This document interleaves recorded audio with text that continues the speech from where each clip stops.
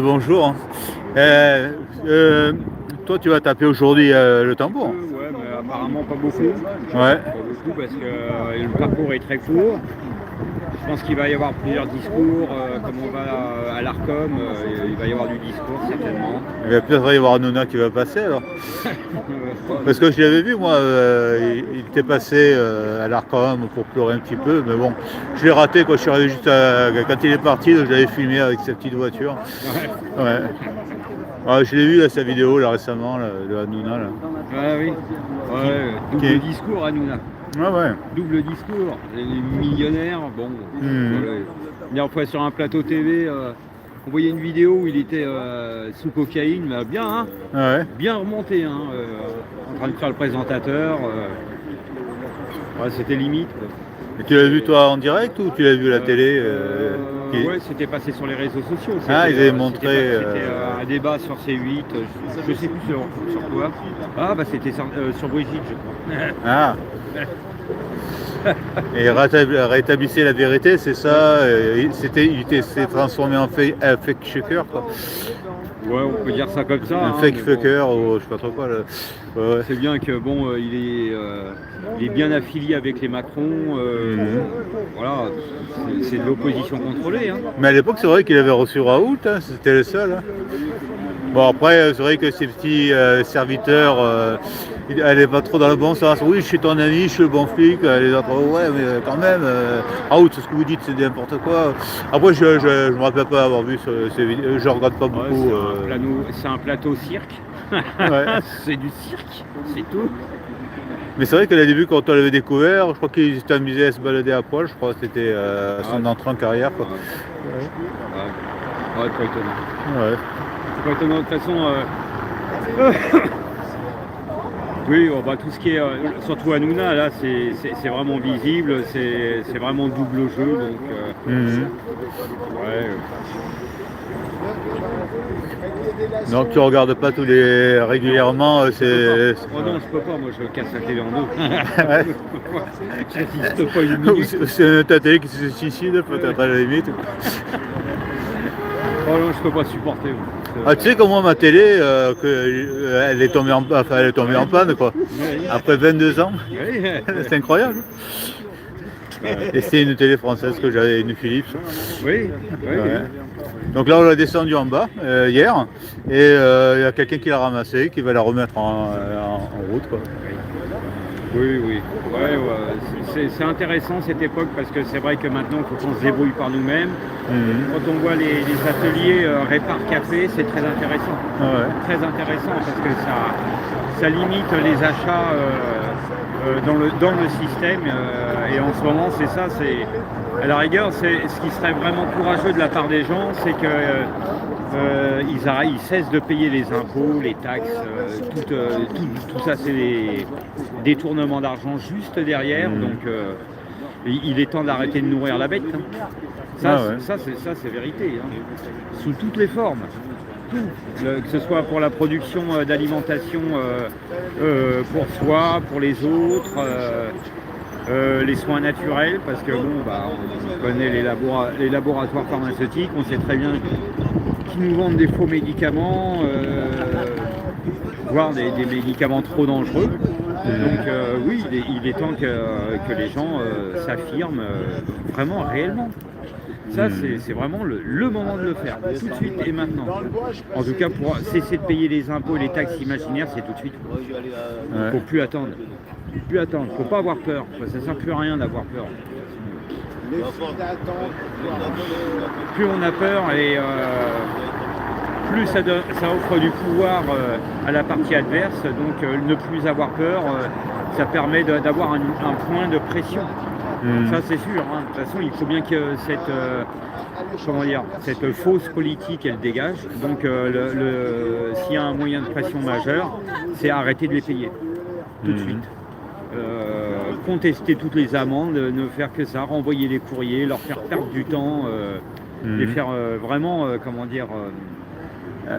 les renvoyer dans le dos au mur. Ouais, je voyais que tu avais un mot grossier dans le cerveau que tu as retenu, que tu cherchais un équivalent. Quoi. Mais c'est dos au mur qu'il faut faire maintenant. C'est ça, c'est refuser de payer. Voilà. Ah ouais. Tout faire, chercher des astuces juridiques pour non, je ne paye pas. Voilà. Ouais. Ah, c'est vrai que ces dernières années, ils nous ont fait quand même la totale hein, depuis 4-5 Oui. ans. Là. Depuis le fameux 2020, là, c'était une révélation. Hein. Oui. Ouais. Là en ce moment, moi je regarde, c'est le tribunal du droit commun, la Common Law Court. Ça c'est très intéressant. Pour ceux qui veulent s'y intéresser, on peut télécharger des PDF qui sont des courriers en fait qu'on peut remplir et qu'on renvoie à toutes sortes de pseudo-institutions, hein, que ce soit les huissiers, les impôts, les amendes. Il y a des courriers pour ça. Pour mettre dos au mur comme quoi le système est devenu illégitime, illégal depuis tant de temps. Et je ne consens plus à donner de l'argent à nourrir ce système-là. Ça, c'est très intéressant, le tribunal du droit commun. Il faut chercher sur Internet, la Common Law Court, c'est très intéressant ça. Et Très intéressant. c'est en anglais, Common Law Court? Non, il y a un tribunal, il y en a un en France, il y a la version française et il y a beaucoup de gens comme aussi Astrid, je sais plus comment elle s'appelle. Durant la période Covid, il y avait une femme blonde qui était contre le Covid, Astrid Strunberger, quelque chose comme ça. Ah ouais. Elle est connue et elle fait partie de ce tribunal-là aussi. Et c'est très intéressant, c'est très enrichissant de comprendre que le système ne nous traite pas en tant qu'être humain, mais en tant qu'homme, on va dire homme de paille, comme on dit, c'est-à-dire en fait une fiction, un personnage fictif, dans lequel nous, on se sent concerné de prendre ça pour nous, alors qu'en fait, ça n'est pas nous, c'est juste une fiction juridique. Et donc, c'est très intéressant de faire des démarches pour justement s'affranchir du système, se revendiquer un être humain et non pas une monsieur, machin, etc. Mais se revendiquer en tant qu'être humain, souverain du créateur, on l'est tous, et qu'il n'y a pas d'entité au-dessus du créateur. Donc cette création fictive n'existe pas. Et c'est vrai qu'à l'époque du grand Covid, on nous avait collé un QR code. Oui. On nous avait étiqueté Oui, à voilà. l'époque. Ouais. Voilà. Tout ça pour posséder les âmes, toujours les martyriser dans tous les sens. Et la sanction, si on n'obéissait pas, c'était 135 €. Ouais. 1 plus 5 égale 6 et il y a le 3 au milieu. Ouais. Ça fait penser à quelque chose, quoi. C'est La sûr. soumission du peuple au 135. Oui, c'est ça, la soumission.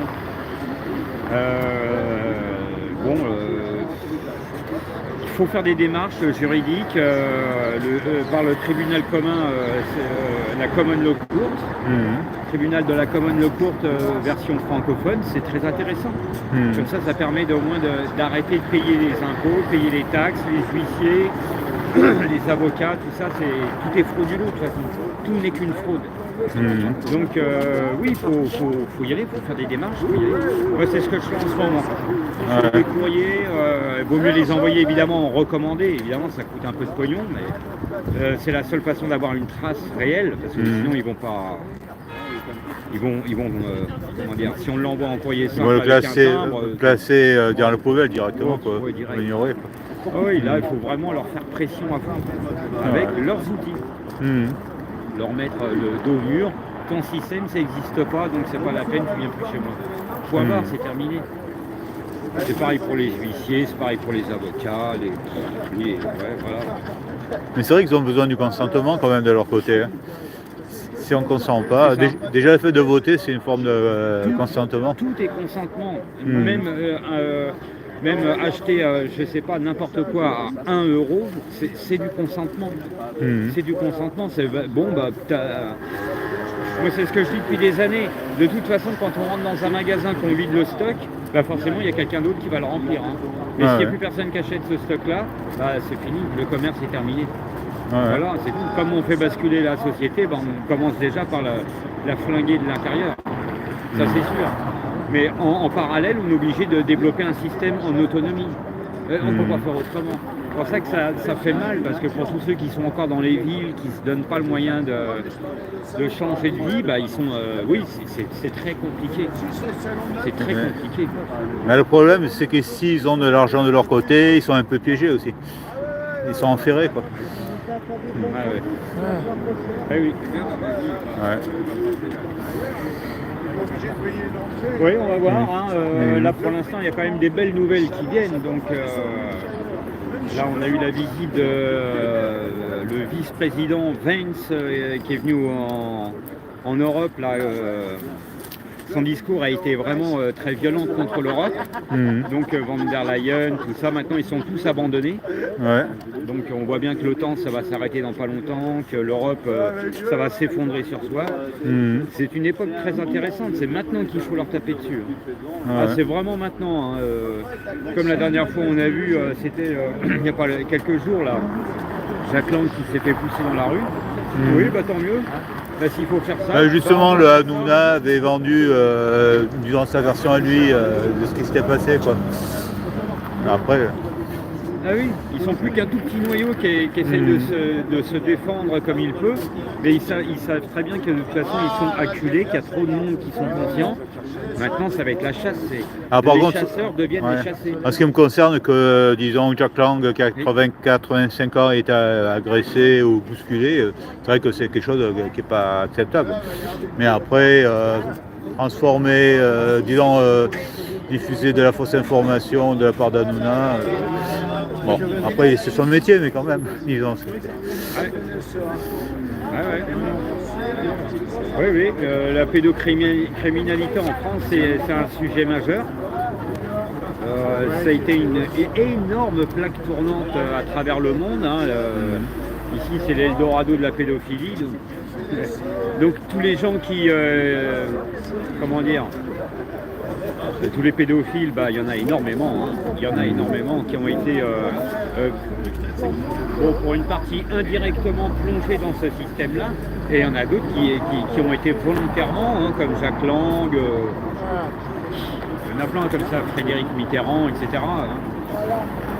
Après, c'est vrai qu'il n'a pas été jugé, donc il y a toujours la réserve, il y a de fortes, enfin, disons, ouais.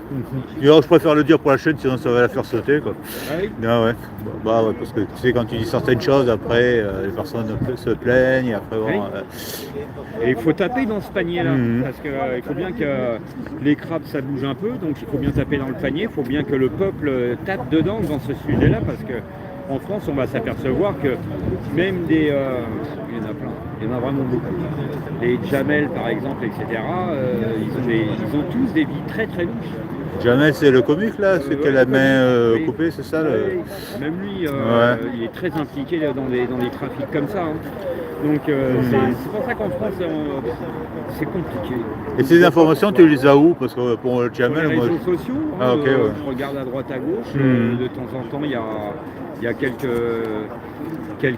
quelques posts hein, concernant ça, avec des exemples concrets, des gens qui le disent, qui témoignent enfin.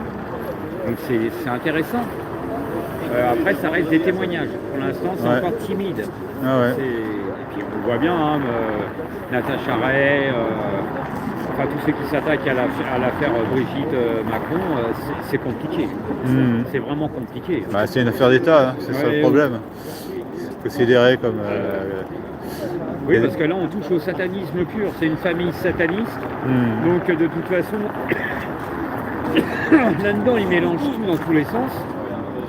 Mais ils inversent les sexes. Enfin, c'est le satanisme, quoi. Ce qui est sûr, c'est que la cérémonie d'ouverture des Jeux Olympiques, on voit Jésus transformé en, je sais pas trop quoi, en baphomet. Oui, ouais. Ça va. Ok. Toi, tu as oublié ça? Oui, j'ai oublié. Non, il faut que ça tombe. Et il faut qu'on s'y mette, en fait. Il faut vraiment qu'on s'y mette tous. Plus on est, et moins ils auront la possibilité de poursuivre tout le monde. Il faut vraiment que ça vienne d'un élan du peuple. Alors évidemment, ça va prendre des semaines encore. Mais avant tous ces éléments-là, tu sais, moi j'avais perdu la foi, mais cette réaction-là m'a fait rappeler la foi, quoi. Donc il y a toujours l'action et la réaction. Oui, c'est ça. Ah ouais. C'est ça. tout ce qui va à l'encontre d'une logique de création. Bon, je suis incarné homme, je ne vais pas me faire femme, quoi. C'est un peu normal. Et c'est là où on découvre tous les projets MK Ultra qui ont été développés depuis la fin des années 40, dont Brigitte Macron, enfin Jean-Michel Trogneux a fait partie, était un mec qui a été retourné. Et le terme MK Ultra, ça provient d'où? Monarque Ouais. Ultra. Monarque, c'est une référence qu'ils utilisent, les satanistes, le monarque, parce qu'il fait, je sais plus, il fait... Une sorte d'antéchrist, Christ négatif, c'est ça Non, c'est juste un symbole, parce qu'en fait, le papillon monarque, lui, il fait comment on appelle ça, une migration. Il est né ici, et il se reproduit là-bas, ou je sais plus, enfin, il y a quelque chose comme ça. Et donc, ça fait référence à des programmes de, manipulation mentale pour dissocier en soi, dans la conscience, créer des personnages différents. Il y en a une qui arrive là-bas. On connaît ça aussi dans les spectacles avec les hypnotiseurs. Sur scène, ils hypnotisent quelqu'un, ils lui disent de faire quelque chose, ils le réveillent, et paf, il claque des mains, et l'autre il fait un truc de manière inconsciente. Ah ouais. Voilà, c'est ça les programmes MK Ultra. Quand on voit les tueurs, là, comme on voit à Berlin, l'autre il a pris une voiture, il a foncé dans le tas, c'est pas anodin. C'est impossible de le faire ça normalement. Donc c'est bien des gens qui sont, manipulés mentalement dans leur inconscient. Pour, à un claquement de doigts, paf, il agit, il fait la mission qu'on lui a ordonné de faire. Voilà, il y en a plein, des comme ça. Et des outils de type BFM, ça peut être contribuer à ce genre de manipulation mentale. Oui, c'est la prolongation. De toute façon, quand on regarde tous les programmes MK Ultra depuis leur création, en 1953, de manière, d'ailleurs c'était pas officiel, ça a toujours été officieux. Il y a eu plein de programmes différents. Donc il faut vraiment se plonger dedans pour comprendre comment on fait pour obtenir d'un être humain intègre quelqu'un qui devienne complètement retourné, qui travaille vraiment pour Lucifer, si on veut. Mais c'est vrai que l'exemple du Covid, c'était assez marquant quand même, les réactions épidermiques, bien sûr. Tu es complotiste, tu es un anti-vax, le nouveau néologisme qui était sorti à ce moment-là. C'est ça. C'est ça. Moi je me souviens à cette époque-là, quand j'étais dans un magasin, je mettais le masque, il y avait marqué esclave en grosses lettres, je le mettais sur le front. Et il y avait un bonhomme là qui achetait des masques comme ça, et il était en face de moi, et puis je regardais, je lui disais, regarde. Mais les gens, ils ont tout de suite des réactions épidermiques. Et quand on essaye de leur expliquer que si tu vois les trous avec tes yeux mais que tu vois pas les virus, c'est qu'il y en a plein qui passent par le trou. Puis d'ailleurs, des ouvertures partout, c'est rigolo. Les gens à ce moment-là, ils rentraient dans la folie. Et moi à l'époque je portais le masque et j'ai attrapé le Covid malgré tout quoi. Donc le masque, la muselière, c'est pas aussi efficace que ça. Ça servait à rien, c'était ridicule. De toute façon, même s'il y avait eu un vrai virus très contaminant, etc., on aurait eu une situation complètement différente. C'est-à-dire qu'à chaque, par exemple, je vais au distributeur, forcément quelqu'un aurait lavé devant moi. Pourquoi que j'attrape quelque chose avec mes doigts ou que je mais de toute façon tu l'attrapes avec les mains. Tu touches tout et tu mets plusieurs fois la main au visage. Le virus, il n'est pas sélectif, il tape là où le vent il l'emmène et puis c'est tout. Je pensais que c'était très drôle quoi, de mettre les gens à l'épreuve, tout simplement.